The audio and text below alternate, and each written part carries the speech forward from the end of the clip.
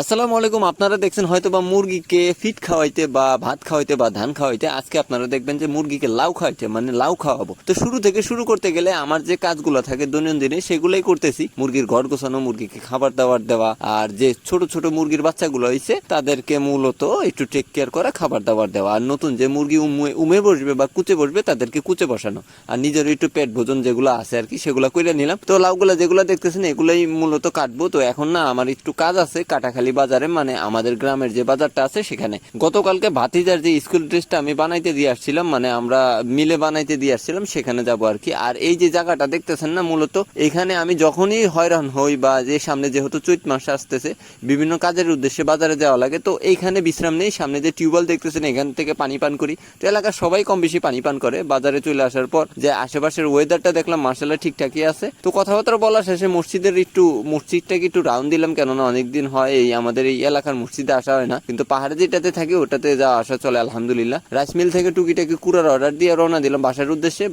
আইসে এই যে টুকিটাকি যে লেবু আছে গাছ থেকে কাইটে এনে খাওয়াইলাম, কেননা ওষুধ কেনার টাকা আপাতত নাই। আপাতত যেহেতু কম মুরগি এগুলো দিয়েই চালাই দেই, আর খাদ্য যেহেতু কম আছে এই জন্য চিন্তা ভাবনা করলাম ওদের একটু পুষ্টিগুণ বাড়ুক, পাশাপাশি আমার যে এতগুলো লাউ তো ওগুলাও খাওয়া হয়ে যাক। এগুলো মিক্সিং করতে কিছুটা সময় লাগে। তো মূলত মিক্সিং করা শেষ, আপনারা দেখতেই পারতেছেন মোবাইল আনতে আনতে এদের খাওয়া দাওয়া প্রায় কমপ্লিট হয়ে গেছে, এতটা পছন্দের।